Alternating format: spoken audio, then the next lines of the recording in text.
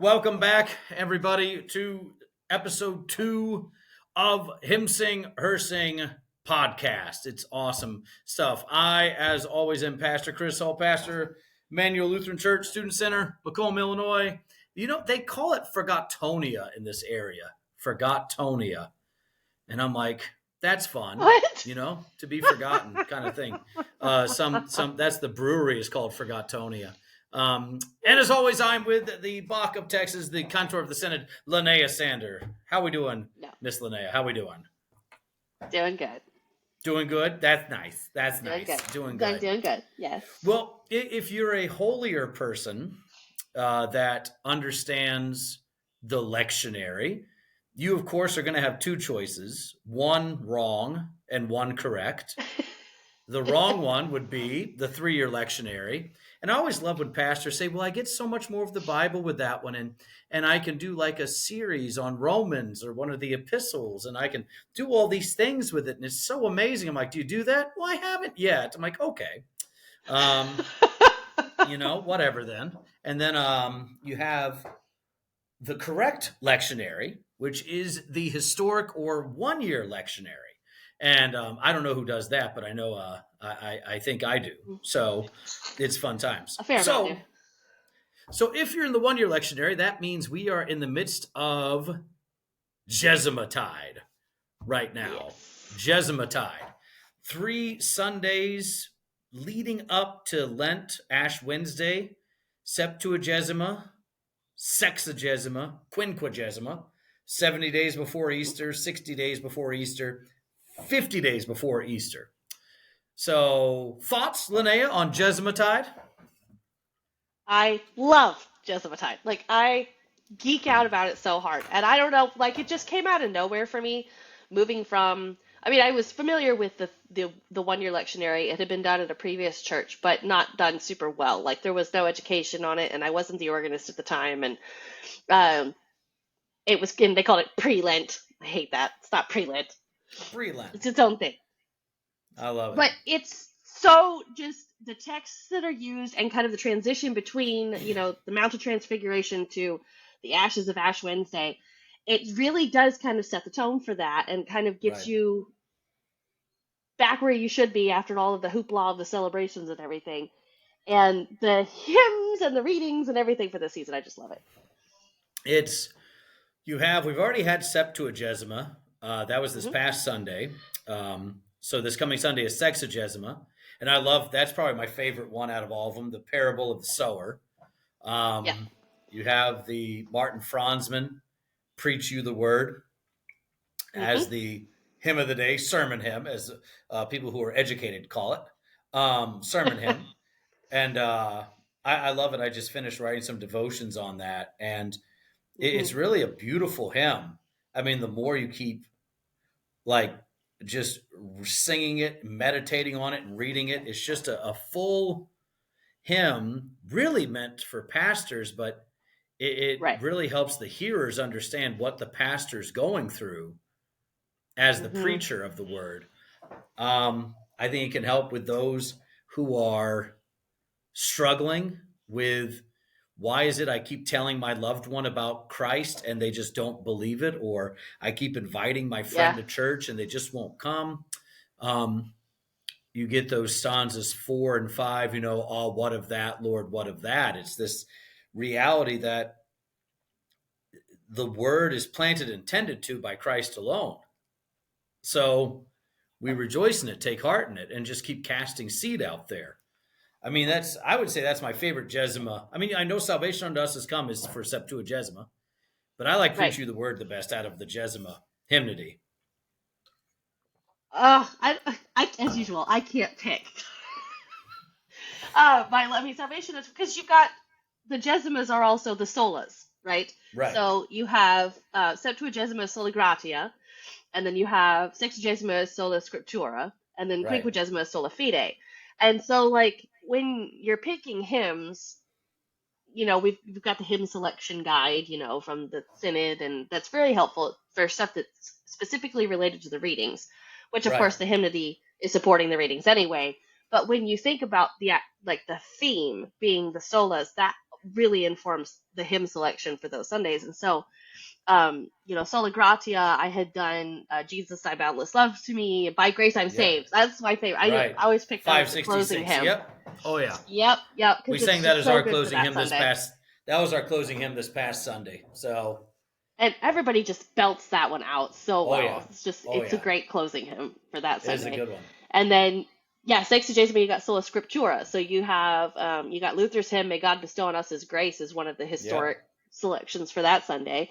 And it's a little bit harder of a slog for some congregations, but it's a really great text. Lord, keep us steadfast, preserve thy word, O Savior. Oh God, O Lord of heaven and earth. I love that one for that Sunday too. 834 or no? 834, yeah. 834. I think that's our closing hymn for this Sunday. Now, this is the other thing. Well, it should be. Yeah, well, it is. Yeah. Basically, I'm just copying from last year. But what's interesting about, I was talking with one of our students. She's in the music department here. And I was talking to her about Lutheran hymnody. We were talking about Bach and then started talking about Lutheran hymnody.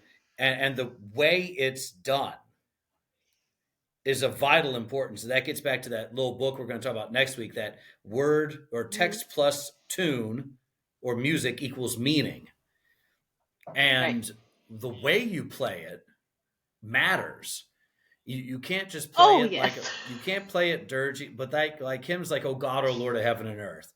That is not one. It's in a minor key, so a lot of people think because it's in a minor key, it's automatically sad and depressing, or should be sad and depressing, or played like a dirge. No, it's got the note of triumph, and it's got the note of it's almost militant. Like minor keys can be just like that, as opposed to depressing. Well, and that's you also have to play it at a decent speed, because otherwise it can get dirgy. You have that doxological closing stanza, with it that just hits it out of the park. So, I mean, I've always loved stanza 1 with the and why it's thoroughly fixed with Gesima, because O God, O Lord of heaven and earth, thy living finger never wrote that life should be an aimless mote, a deathward drift from feudal birth. Yes. Thy word meant life triumphant hurled. And I just always love that. The imagery of that Franzman uses. He just hurls life out there with the word. And it's just, I love it. I nerd out about that hymn all day long. And that's why it's so beautiful for Sexagesima. You look at the parable of the sower, and it's so easy to be like, okay, well, I'm a Christian, so I'm that good soil. I'm here. But during the week, were you in the word like you should be, or did it go in one ear and out the other, and the devil took it before it could bless you?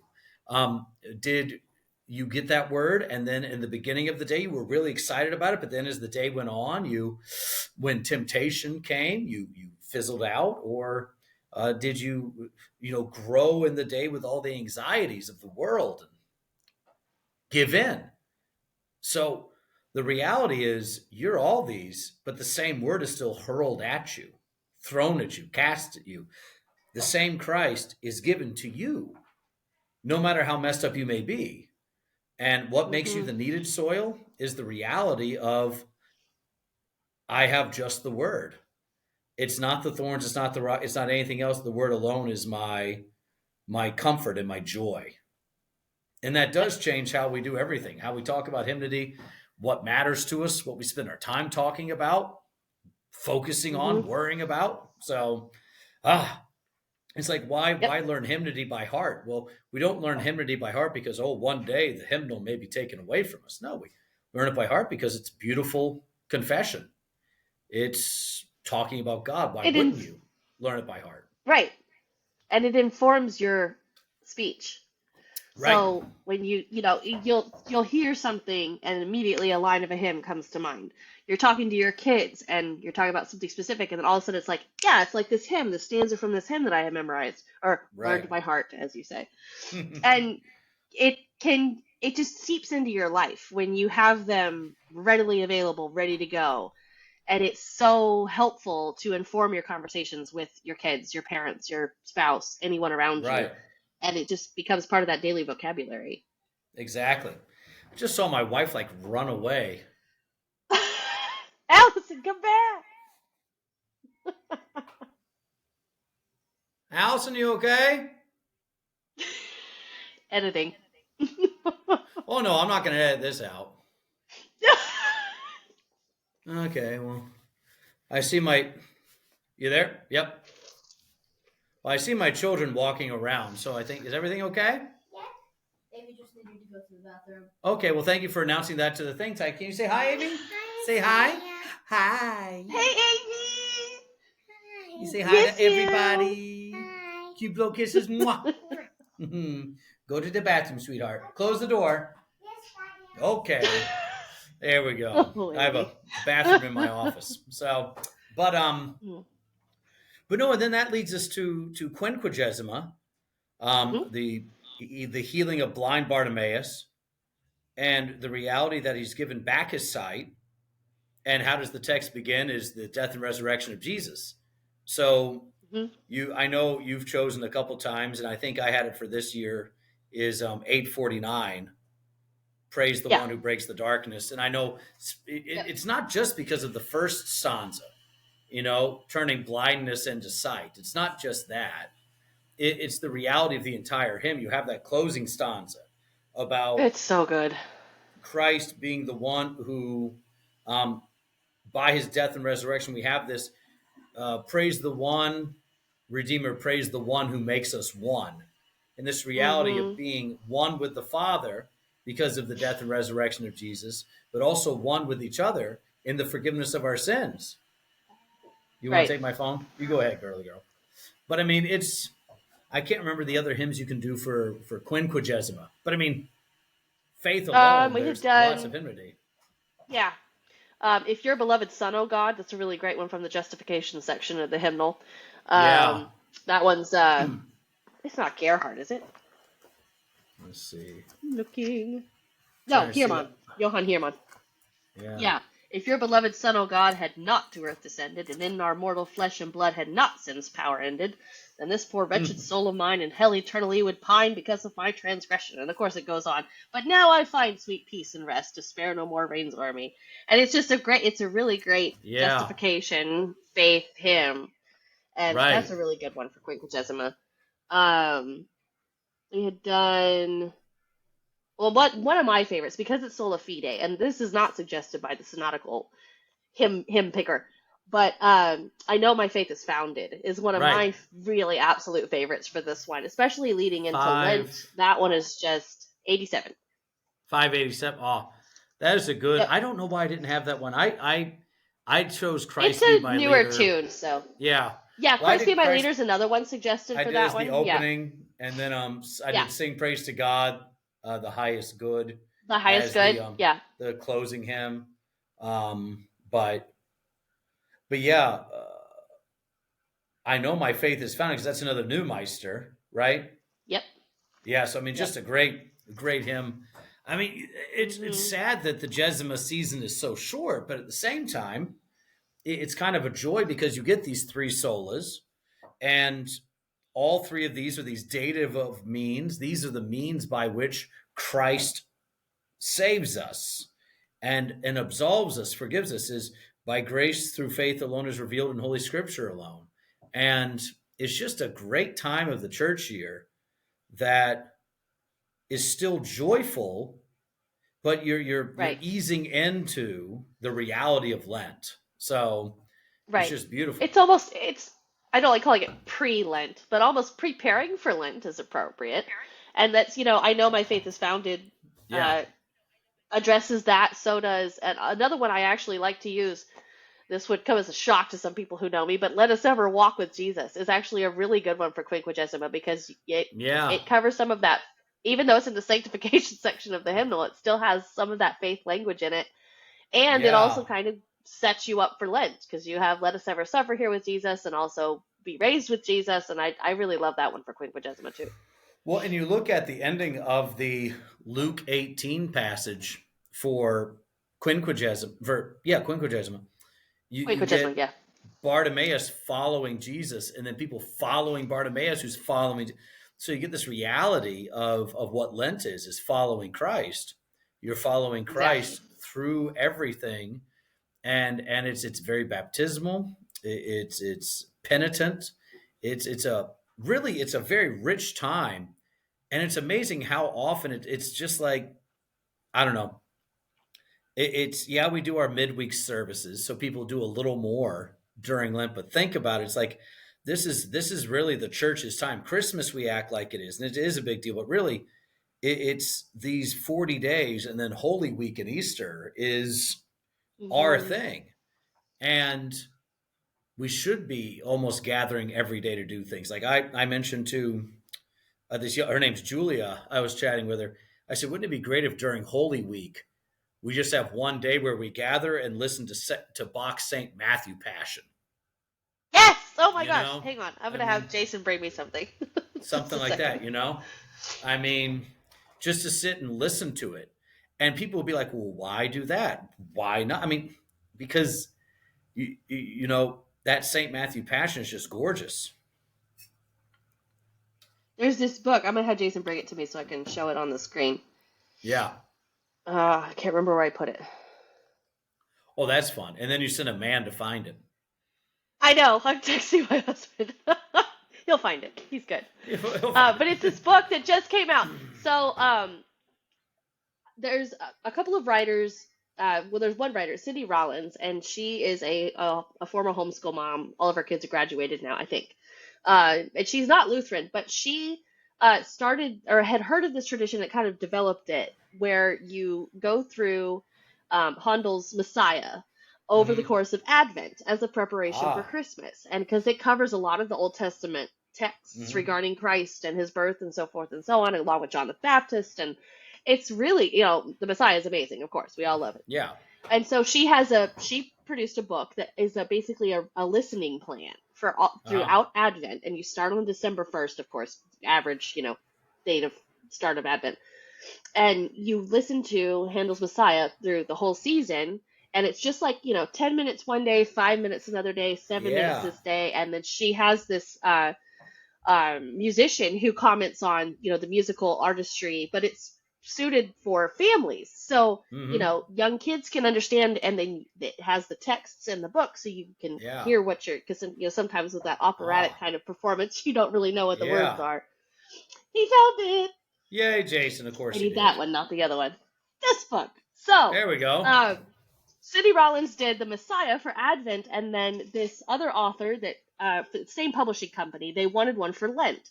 And so Hmm. they did The Sacred Sacrifice, which is Ah. cultivating Lenten traditions with Bach's Great Passion. And so it's I the love Saint it. Matthias, it's the Messiah, Saint Matthew Passion, Matthias, Yeah. and Matthias on the brain. So the Saint Matthew Passion, and it does the same thing. So it's a Nice. daily listening, and they tell you the very specific selections, and she's got the Yeah. German and the English side by side so you Oh can man. understand what's going on.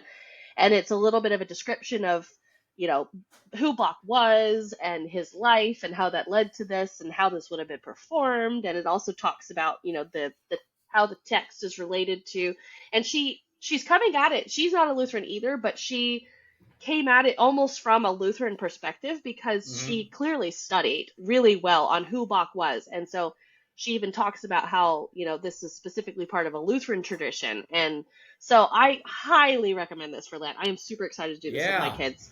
We'll have to get Um, that. Is it on Amazon yeah, or no? Okay. We'll have yes, to it get is on that. Amazon. So yeah, Because that'd The be Sacred awesome. Sacrifice by Hannah Sacred Paris. sacrifice. All right. Yes, That'll be awesome. Because I mean, that's it's like, yeah. it's just growing in that piety and everything, and that's what the Jesimas help with. Hmm. It's encouraging you and gearing you up and preparing you to enter into this time. Because you get the Matthew 6 on Ash Wednesday, but then that first Sunday of Lent with Invocabit, you get the temptation of Hmm. Christ, the understanding of Right off the warfare, bat. battle. Yeah. And that's what Lent is battle and warfare. So you prep for it. You Yeah. you see where you learn who Christ is via these three solas. So it's awesome. So if you're not doing the Gesima season, you should. So, and if you Yes. are, keep Agreed. doing it. So yeah. I love it. I love it. So next week we're going to talk about the book by is it not Nafsker? Daniel Zager. Zager. See, sounds the same. Weird name. I have that We're too. We're going to talk about that next week. So next week, we're going to walk through that a little bit. I'm over halfway through it. And it's really just about why the music, I like how he quotes, just as a preview for next week, like Rick Warren. Right. And Warren's like, the words, they don't really matter. No, I mean, the music really doesn't matter. It's the words that do. And it's like, okay, go into any Baptist church, any of these, and see what type of hymns they're singing. And do they actually have depth and meaning to them or not? And no, the tune, I think what happened first in the church was the tune was sacrificed, and then the words followed with it. Agreed. So we'll talk about that a little next week. So it's very musical in nature, how we understand the purpose of church music, what it does for us, why we have it, and why it's important, that A Mighty Fortress is played a certain way. Or, like Silent Night. I can't imagine singing another hymn to the tune of Silent Night. And how that tune is what gives meaning and further definition to what's going on. So that'll be good times. I'm excited about that one. So any closing thoughts on Gesima? I don't think so. I think we pretty much covered it. I like Jason in the background there. It's like, oh, Jason and his 2 cents we have to it. So sinus infection. Always fun times. You would think we're actually warm up here today. It's 61 degrees up here today. So it's 71. Warm. I tell you, you can well, give it a few months and we'll see. I'll enjoy my nice 80-degree summer. So it'll be nice. I'll enjoy my 105 on the beach. I tell you. I love it. Well, as always, I am Pastor Chris Soul. This has been Lynea Sander, encouraging you to just keep singing. Just keep singing. Sing it, Tie Guy. Just keep singing. Just keep singing. Where is the record button? Here, I found it. Bye, everyone. Boom.